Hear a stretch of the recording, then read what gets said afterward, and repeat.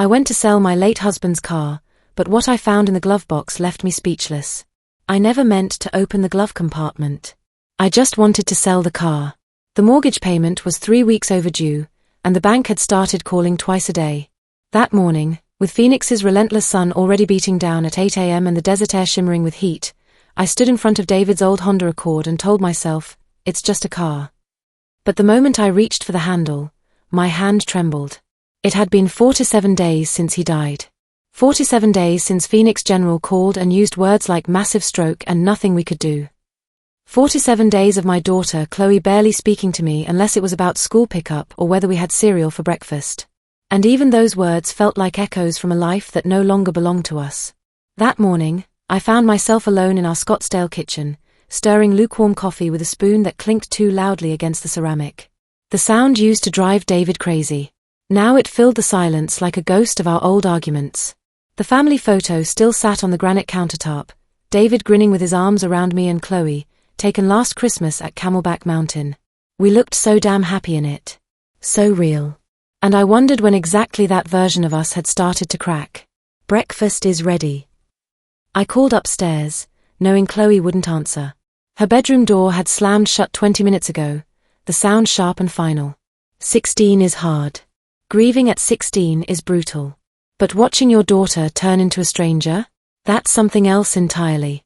The Accord sat in our driveway, covered in dust and pollen like it hadn't been touched since the funeral. David used to wash it every Saturday morning, buffing the silver paint until it gleamed. He believed a man's car said everything about his character. I didn't care about that philosophy anymore. I just wanted to pay the electric bill. I grabbed the spare keys from the kitchen junk drawer and walked outside. The Arizona heat hit me like opening an oven door.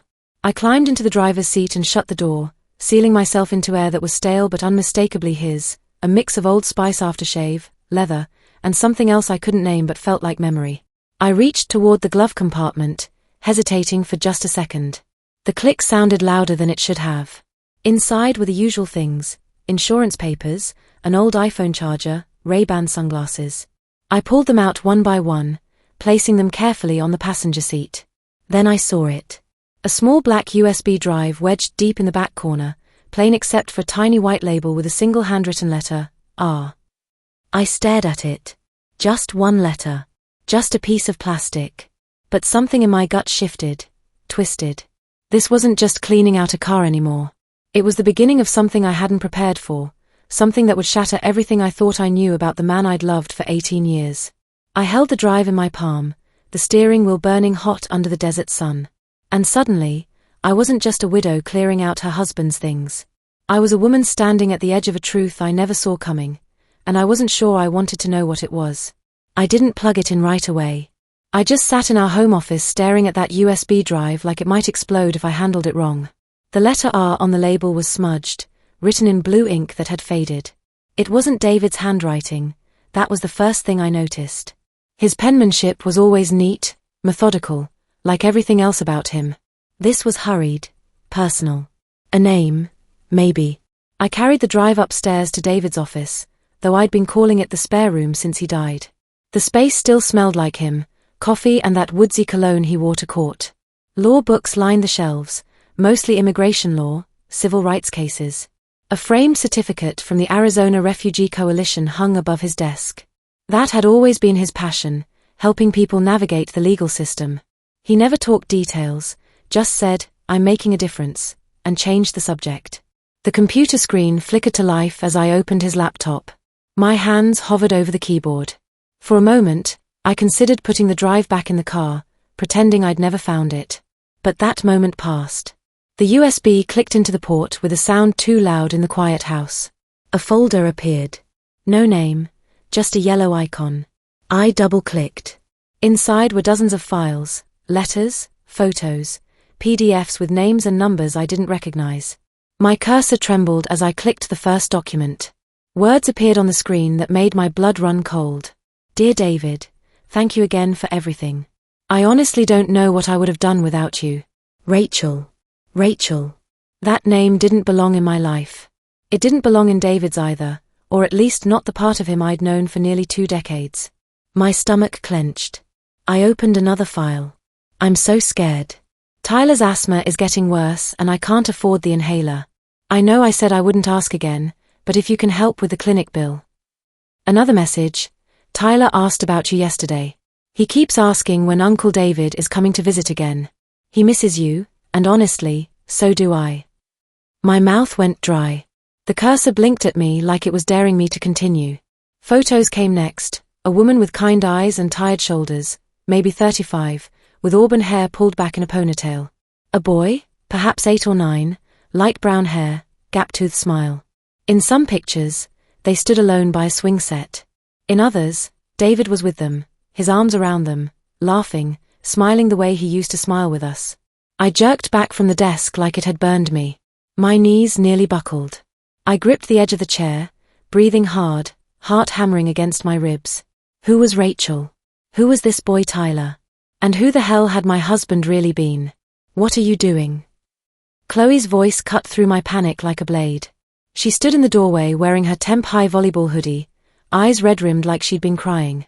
Her gaze moved from the screen to the USB drive, then back to my face. Are you snooping through Dad's stuff? Her voice cracked on the last word. Chloe, it's not. He's dead, Mom, she snapped, stepping forward. Can't you just let him rest in peace? Chloe's words hit like a slap, but I couldn't move away from the screen. She stepped closer, her eyes scanning the photos, the letters, the evidence of a life I'd never known existed. Who is that woman? She whispered, her anger dissolving into something more fragile. I opened my mouth, but nothing came out. The weight of what we were seeing sat like a stone in my chest. Is that Dad? She pointed at a photo where David was pushing the boy on a swing, both of them laughing in golden afternoon light. Who is that kid? I don't know, I managed, my voice barely a whisper. She turned on me then, eyes blazing. You're going through his private things like he was some kind of criminal. He's been gone for 47 days, Mom. 47 days, and instead of grieving like a normal person, her voice broke. You're destroying him. Chloe, I found this by accident. I was just cleaning out the car to sell it. Bullshit.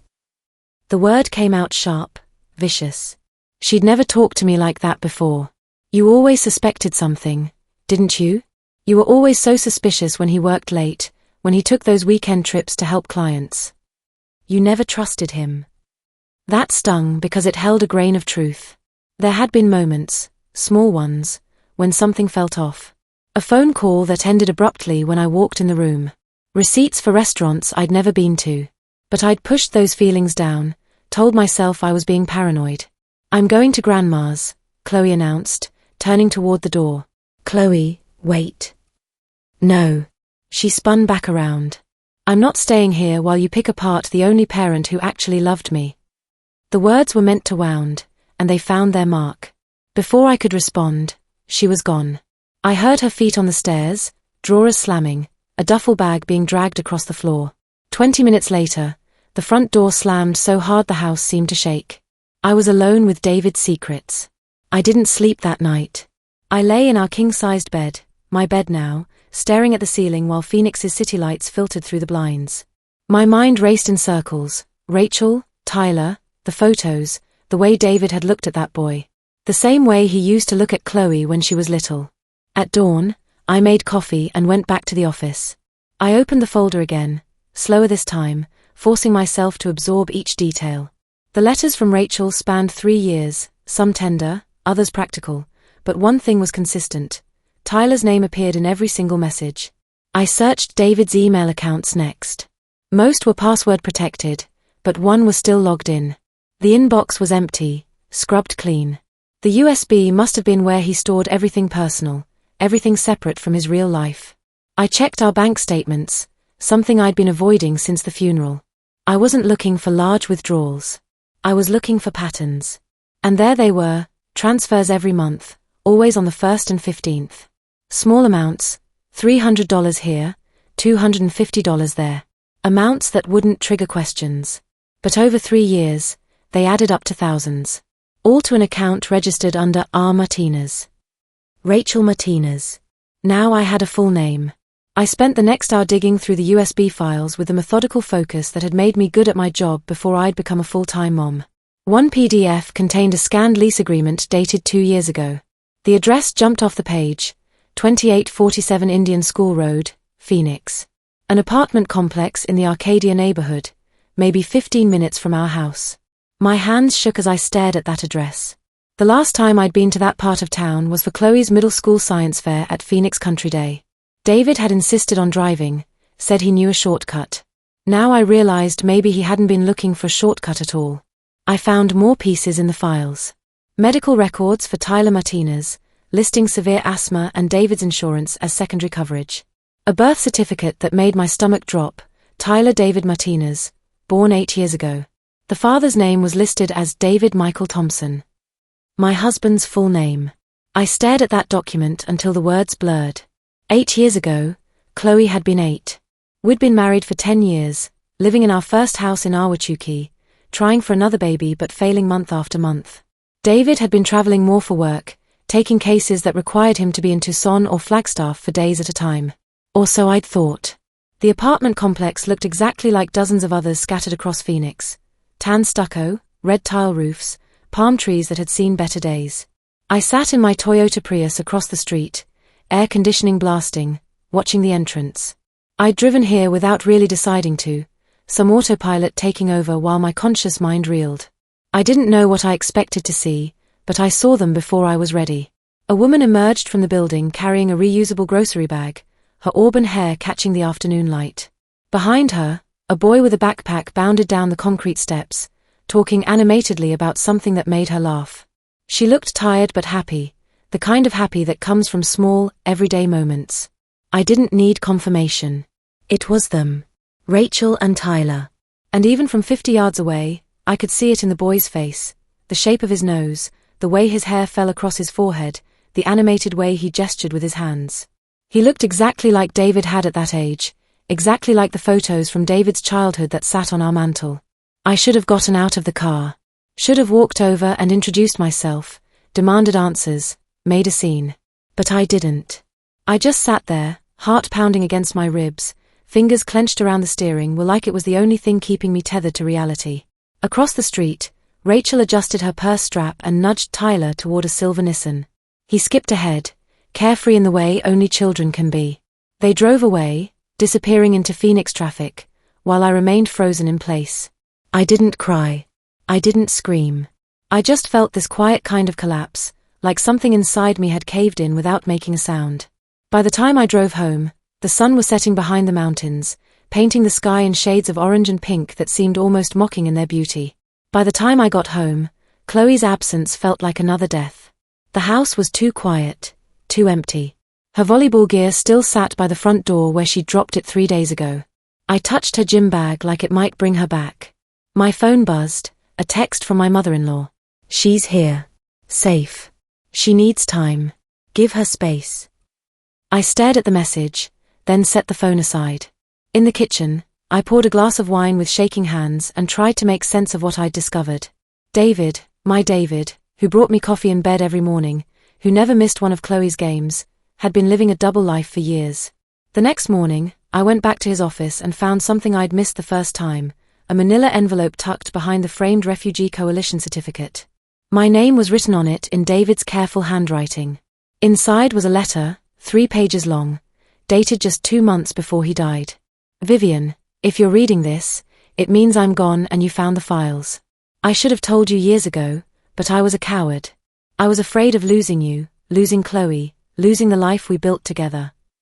My hands trembled as I read on. I met Rachel at a legal clinic for undocumented immigrants 5 years ago. She was terrified, pregnant, alone. Her boyfriend had abandoned her when he found out about the baby.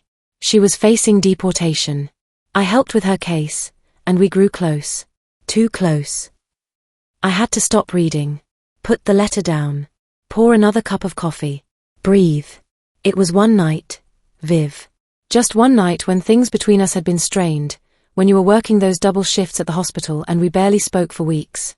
I know that's not an excuse. There is no excuse. But I need you to understand it wasn't about love. It was about loneliness and weakness and a moment I'll regret for the rest of my life. The rest of my life. He'd had no idea how short that would be. When Rachel told me she was pregnant, I wanted to run. I wanted to pretend it never happened. But I couldn't abandon a child, Viv. I couldn't live with myself. So I helped quietly. I paid for her medical care, helped her get legal status, made sure Tyler had what he needed.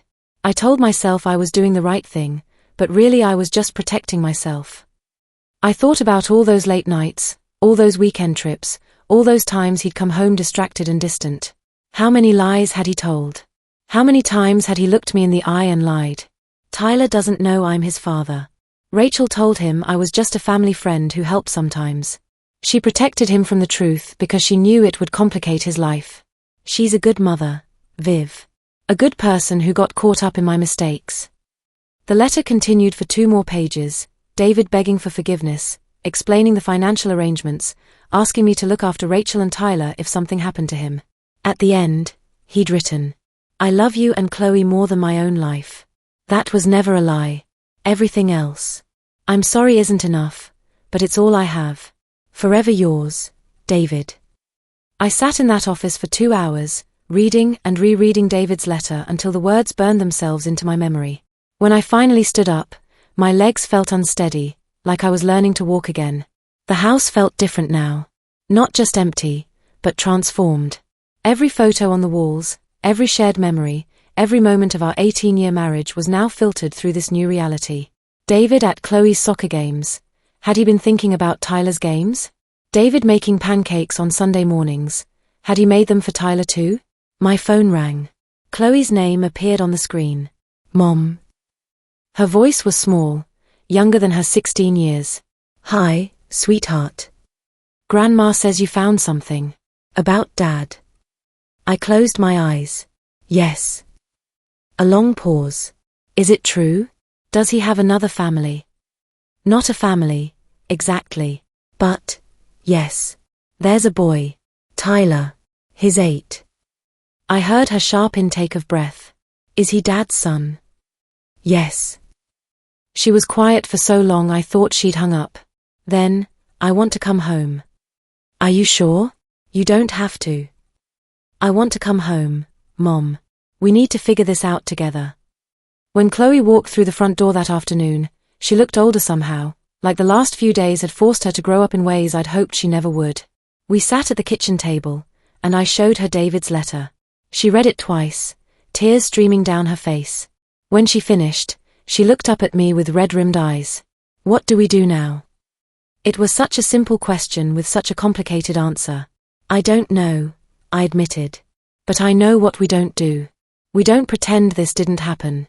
We don't punish a little boy for your father's choices." She nodded slowly.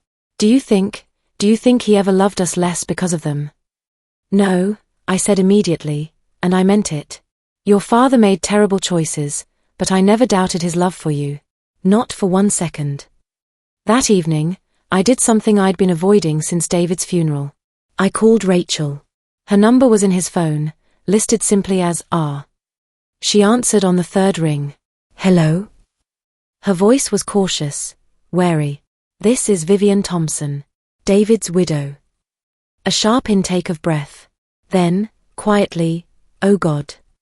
I know about Tyler," I said gently. "I know about everything." She started crying then, soft sobs that made my heart ache. "I'm so sorry," she whispered. "I never meant for any of this to happen. I tried to keep Tyler away from your family. I tried to make it clean." "You don't need to apologize," I interrupted. "You were protecting your son. I understand that." "What do you want from me?" she asked, voice shaking. "I want to meet him," I said. "When you're ready. When he's ready. I want to make sure he knows it's not a secret anymore." The silence stretched between us, filled with 8 years of complicated history. "Would Saturday work?" she finally asked. "Maybe lunch somewhere neutral." Saturday would be perfect. Saturday came with a kind of perfect Arizona weather that makes you forget how brutal the summers can be. Clear skies, 75 degrees, desert sunshine that felt warm instead of punishing. We met at Paradise Valley Park, neutral ground with playground equipment and picnic tables scattered under mesquite trees. I spotted them first. Rachel looked smaller in person, more fragile, wearing a simple blue dress and nervously adjusting a silver bracelet. Tyler was exactly as I'd seen him from across the street, all energy and animation, running ahead to the monkey bars while she called for him to slow down. Chloe gripped my hand as we approached. She'd been quiet all morning, picking at her breakfast, changing clothes 3 times. Now she walked beside me with determined steps, jaw set in that stubborn way she'd inherited from David. "Rachel," I called softly. She turned, and for a moment we just looked at each other, 2 women whose lives had been intertwined by one man's choices, meeting for the first time. Her eyes were kind but wary, searching my face for anger or judgment. "Thank you for coming," I said. Tyler bounded over, curious about the strangers talking to his mother. Up close, the resemblance to David was even stronger, those same warm brown eyes, the same way his smile lit up his entire face.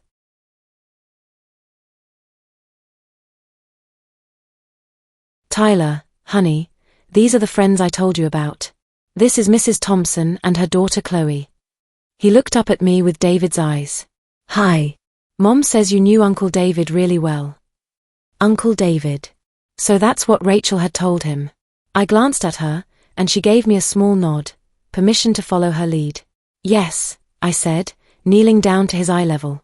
"He talked about you all the time." Tyler's face brightened. "Really? He was really nice. He taught me how to throw a curveball, but I'm still not very good at it." Chloe stepped forward then, surprising me. "I could show you, if you want. I'm on the varsity softball team." "You are? That's so cool. Are you really good?" "She's amazing," I said, watching my daughter's face soften as she looked at this boy who was, impossibly, her half-brother. We spent 2 hours at that park. Rachel and I sat on a bench, making careful conversation while the kids played catch, Tyler peppering Chloe with questions about high school and sports and whether she thought he was tall enough to play basketball someday. "He doesn't know," Rachel said quietly, watching them. "About David being his father. I thought it would be easier this way." "Maybe," I said. "But secrets have a way of coming out.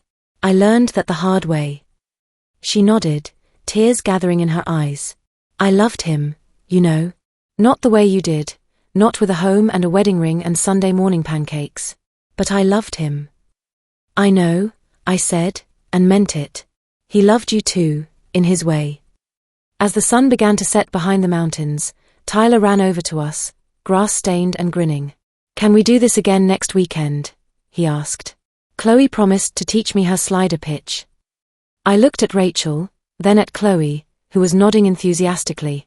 "I think that sounds perfect," I said. "Because sometimes healing doesn't mean going back to what was. Sometimes it means building something entirely new and having the courage to let love grow in unexpected places."